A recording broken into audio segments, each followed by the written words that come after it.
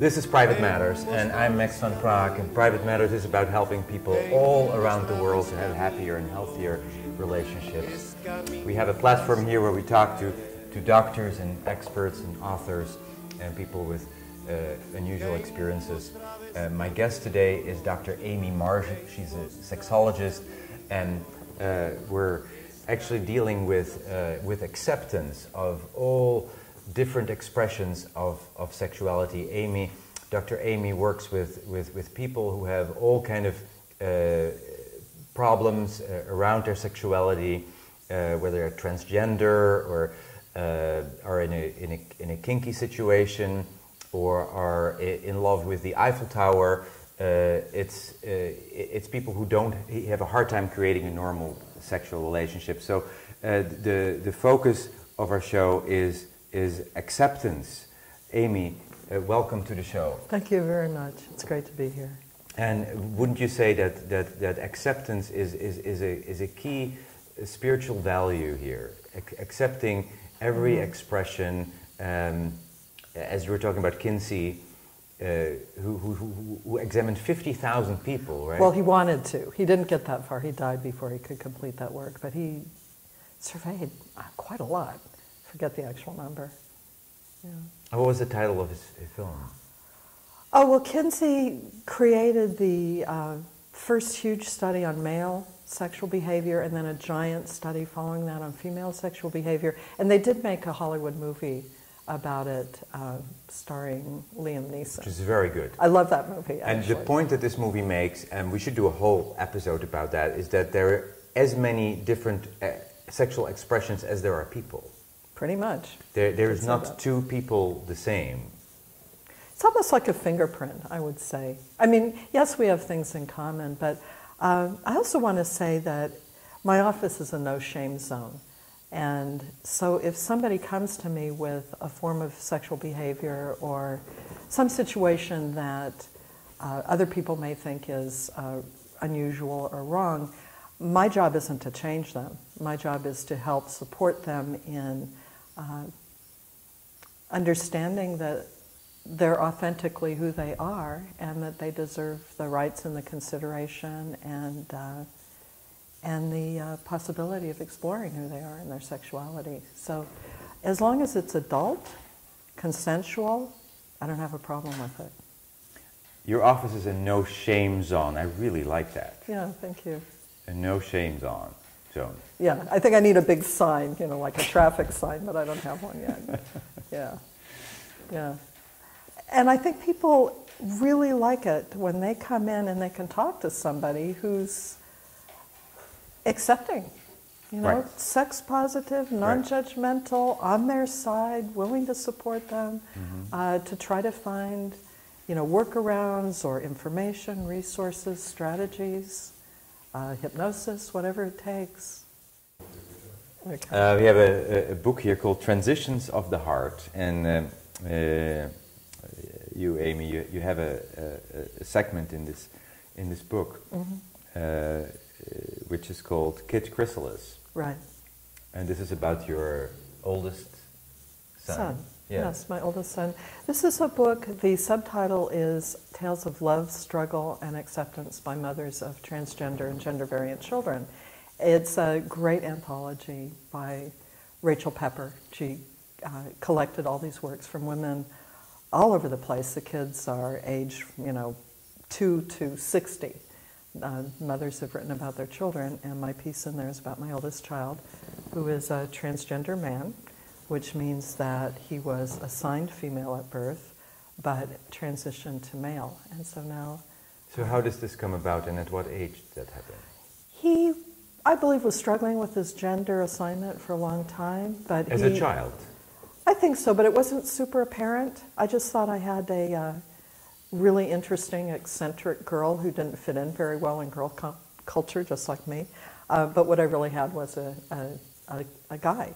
And so I have 2 sons now instead of a daughter and a son.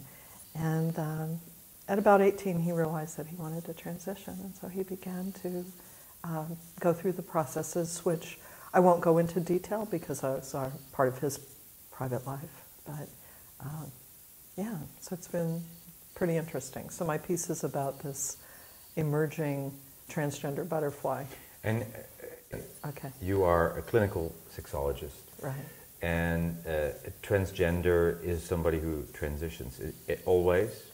Transgender is a pretty broad umbrella term of somebody who doesn't feel comfortable in the gender that they've been told they were at birth. And so there are people who are very gender fluid, and they may veer back and forth between what we think of as binary male and binary female. There are some people who feel that they have more than one gender, and so they like plural pronouns, for example. And there are people who, you know, pretty much shift from one to the other. And in my son's case, shifted from female to male. How was this for you?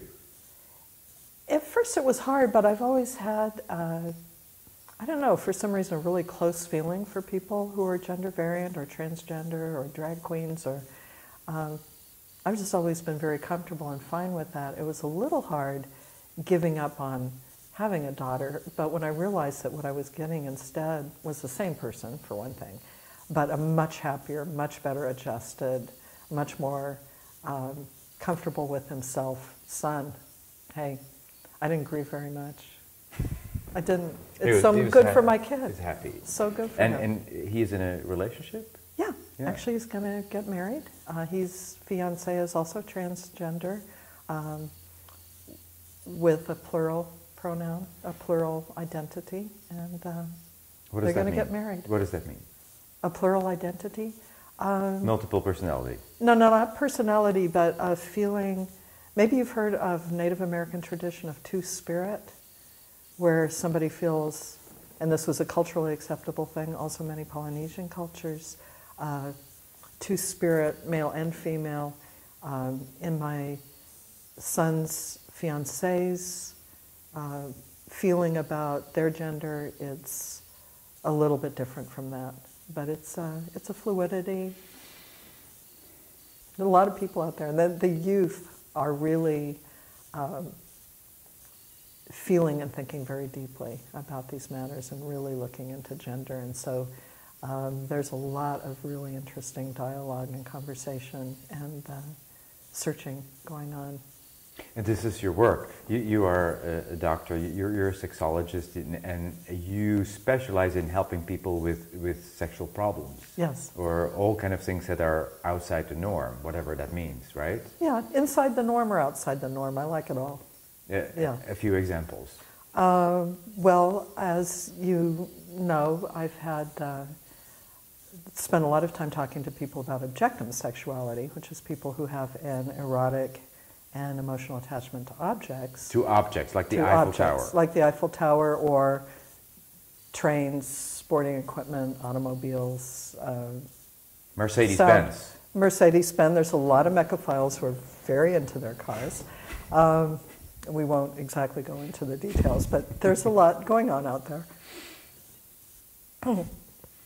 I've talked a lot with the objective sexuals because I've done some survey work with them, not scientific survey, but have surveyed them. I've gotten a real insight into how they feel about their object relationships. I talk to people who are kinky, who are involved in different forms of BDSM, people who are in poly relationships, so open or multiple relationships. I talk to people who are in committed monogamous heterosexual relationships. I talk to queer people. I talk to trans people. I talk to anybody. You know. And one of the tools you use to help people is hypnosis, right? Right. Yes. Tell us about that. Oh, okay. Hypnosis is just. You actually have a course, erotic hypnosis. I'm actually teaching 2 different kinds of hypnosis. I have a short course for the general public in erotic hypnosis, and that's online at Creative Sexuality, which is a different URL now. I think it's sexedforadults.org. So there's a very easy introduction to erotic hypnosis that I teach online. And then I also have a full course for professionals, 150 hours, to teach what I call sexological hypnosis. So we really go deeply into sexology and then deeply into hypnosis. And because it's a fantastic tool to help people with their sexual problems, and erotic hypnosis is a fantastic tool for people to enjoy more pleasure and more intimacy. Is it about changing beliefs? No. No. Well, let me take that back. It's about changing negative beliefs that you might have about yourself, but it's not changing your core values. So, yeah. So you're working with the subconscious, you're working with the imagination. When I have people come to me who have problems, then it's maybe about changing their negative self-hypnosis or their negative self-talk. So yes, we are shifting and changing in that way. But the client sets the goal, what they want to work with. You know, if they've got erectile dysfunction problems, for example, and they're looking for hypnosis to help them with that because medically there's nothing wrong, let's say. We always check that first. Medically there's nothing wrong, but for some reason they have so much anxiety that they're not getting an erection or keeping an erection, and then they're more worried about it. Self-fulfilling prophecy. Sure. It just gets worse. The hypnosis is a good way to begin to shift that. Do you work as a surrogate, or do you have surrogates that you... I don't work as a surrogate. I would love to work with surrogates. Unfortunately, there's not enough around. And also, the American Association of Sex Educators, Counselors, and Therapists, where I'm certified as a sex counselor, there's some strange rules. I don't think I'm allowed to actually refer people to a surrogate. I would love to. I think surrogates are wonderful. A surrogate is a good trained surrogate. A surrogate is a professional who helps somebody to build a sexual relationship when this has been problematic, when somebody is a virgin or has too much anxiety or has too much inhibition or can't find that on their own in the world. Then a surrogate is somebody you pay and you do sessions with to go from one step to the next. And it's usually a triad, because there's usually a therapist who's overseeing what's going on. And IPSA is the organization in Southern California that trains the surrogates. As I say, I'd love to hook up with a good surrogate. To bring them in. Yeah, but I don't think I can in my practice. Yeah. So you do a lot of different things, Amy. We have a few different aspects of your work here. There's more. This is a booklet you created, A Parent's Guide to Alternative Sexualities. You created this? Yes. Oh yeah. These are my pieces. They're on magcloud.com. And basically it's like making a magazine. Now I did this because parents have a lot of anxiety when they find out or they suspect that their child has some sort of sexual preference or orientation that seems to them maybe outside the norm or scary. I would say parents of kinky youth are probably the least supported parents on the face of the earth, because everybody thinks that if your child is kinky, you must have done something horrible to them. And that's just simply not the case. So I cover a range of things in that booklet. And I don't think it's had wide circulation yet, but I hope one day it will. You were on a National Geographic program called Private Passions. It's almost like Private Matters. It is. A show about taboo. Right? The show is Taboo, and the episode was called Private Passions. I've actually been on twice. The first one was about the objectum sexuality issue, and then the one this year. I got to comment on human puppy training. Meaning? People who enjoy taking on an animal role and being managed and trained by a human owner. Did you take a volunteer, or did you show how this works? No, they had a wonderful duo who were in that kind of a relationship. actually people who live in San Francisco, and I was just simply one of those experts that gets to comment on the stuff. Okay, so I was like the green screen, and I got to say a few words about human puppies. Because this is something you knew about from your clients, or I've never had a human puppy client or a trainer, but it's just part of the overall BDSM world, so I was aware of it. And what was the scope? The scope of the show was to talk about... Taboo likes to find things that they think are going to make the sort of stories that people are going to say, oh my God, I didn't know people did that. And so this was just one of their episodes. They had a couple of other episodes. They had about 3 stories in the same episode.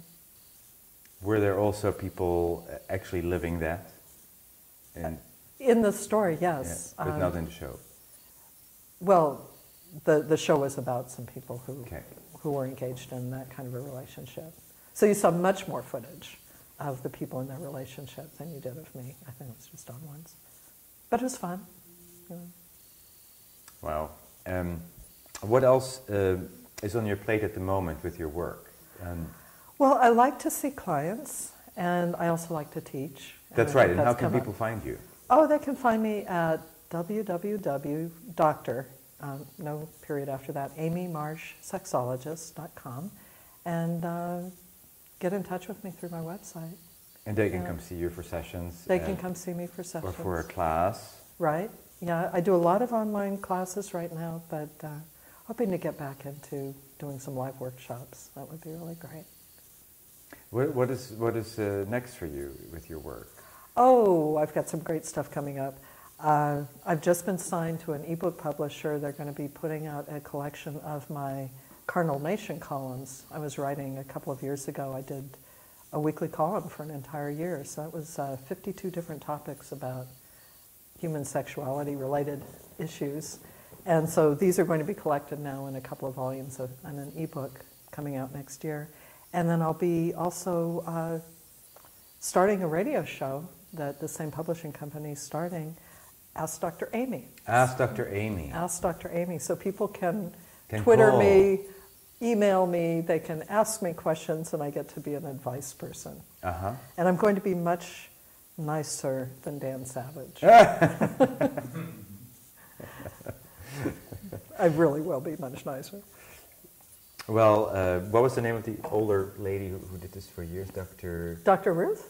Yeah, or Sue... No, Sue Johansson. Okay. Yes. Dr. Sue Johansson. Let's Talk Sex, I think was a program. Oh, yeah. Well, so I'm just following in the footsteps of the greats, I guess. Yeah. People will call with all kind of stuff. I hope so. Yeah. I think I'm going to have to actively solicit some questions from people for the first couple shows because until people find out about it. So I'll be inviting people to email me or use Twitter to ask me things, and then I'll answer them on the show. And are you... Would you speak a little bit about yourself and how you came on this path of helping people with their sexuality? Was it related to your child or your own journey? I'm sure. My own journey. Yes. Yeah. Too bad we have so little time, but I'll try to make it short. I've always been interested in topics of a sexual nature. I did pregnancy counseling as a teenager in a free clinic. So always interested in women's health, reproductive health issues, especially from a feminist standpoint. In and out of things, involved with different communities, people who are always not quite the mainstream, and of course there's always different sexuality issues going on in the bohemian realm. But there was a point where I read about the Institute for Advanced Study of Human Sexuality, their Library of Erotic Art in the paper, and it was one of those epiphanies. And I just said, I'm going to school there. This is who I'm meant to be when I grow up. And I was already in my 50s at that point. But, so this is a midlife career transformation. I'm so happy as a sexologist. I love learning about this. I love talking to people about it. I love working with people, teaching. And I like advocating for sexual human rights and gender human rights. Mm-hmm. And this is probably the core of the passion, because I think that I've seen too many people felled by shame or guilt or unhappiness, not knowing how to accept themselves, not knowing how to get acceptance from people around them, like their families. And it was just interesting that I ended up with one kid who was transgender. It just happened to flow into the journey. My youngest, who knows what he's going to come up with, but I'm sure he'll be something. So it's just part of the path. Tantra figured into it. Mm-hmm. There was a 10-month spontaneous Kundalini surge that I went through in 2001. I had to learn how to deal with that. And that sort of propelled me into Tantra, and then that propelled me into training as a sexologist. And would you say, if you were to, about your own relationship path, or are you in a relationship? Or? I'm a poly person, but I'm living a monogamous life at this moment, except that I live with the father of my kids, but we're estranged emotionally, but we're still co-parenting. And my partner that I'm monogamous with is a long-distance partner. And that's where it is right now. Yeah. And I'm mourning the death of another lover, so I'm just really not in a hurry to get mixed up in anything else. It's like too much. It works out, yes. It works out right now, yeah. You're living with the father of your children. Right. So you're having a family in that sense. Yeah. Yeah, this is totally... I have a friend in Holland who's gay. He's a man, and he has a family with 2 women who are lesbians, and these women are in a relationship with each other. The man has children with one of the women, and they raise them all 3 together as a family. I think that's wonderful. It's wonderful. That sounds great. Yes. Yeah. So right now, actually, my lover is staying with us in the house. The long-distance one? The long-distance one is visiting me right now, yeah. You do see him sometimes? Okay. Oh, yes, yeah, we see each other, we go back and forth. Yeah. So it's unfortunately not the kind of thing, though, that I can talk about much with parents at my kids' school, for example. The few people who do know that our family is not a conventional one, some of those people distanced themselves when they found out, even though we're not that scary. Mm-hmm. So it's really hard. Yes. Is. Yeah. A lot of people are stuck in thinking how things have to be, and it's true. Yeah. It's unfortunate. Yeah.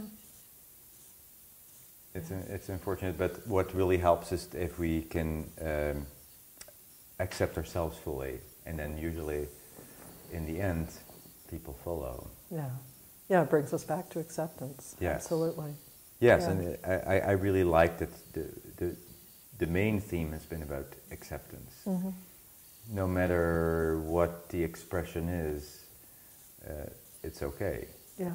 And I think this is a real key to happy living and happy relationship is practicing acceptance. Mm-hmm. Even if we have a reaction, then to say, okay, I have a reaction, but I'm not going to let that rule me. I'm going to be accepting this person is very different, they have a different way of doing things, it's all fine. And that's a really great point. Actually, I think one of the most important parts of the training that I went through is what's called the SAR, the Sexual Attitude Reassessment Program. It's kind of a staple now. And you basically get immersed in as much sexuality, different kinds as you can during the period of time. Sometimes there's a weekend. The ones I went through twice are 8 days, and even that wasn't enough. But at that point, the goal is to turn you into the kind of professional who can say, you know what, I know where my squicks are, if you know that word squick, the visceral reaction, like, oh, I know where my squicks are, but I have a broader understanding now of who people are and what they can do and be sexually and in their gender expression. And if for some reason I'm not prepared to deal with a particular person, I know that I can humanely and without judgment refer them to somebody else who maybe knows better what to do with that particular kind of problem or issue. And it's great. It's a real freedom. Amy, thanks for everything you do. People can find you at dramysexologist.com. Thank you for everything you do. Thank you for being on Private Matters. I'm Max van Praag. We're here to open your mind to everything that's possible and everything that's an expression of sexuality and intimacy. Thank you for watching. See you next time. Se vou escrever, não está a escrever. Se vou esquecer, não está a esquecer. Até o dia que vou voltar. Se vou escrever, não está a escrever. Se vou esquecer, não está a esquecer. Até o dia que vou voltar.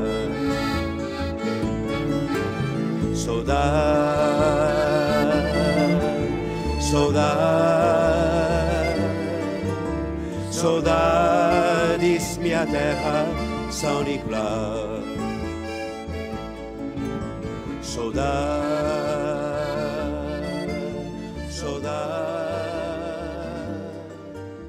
Saudades, minha terra, São Nicolau.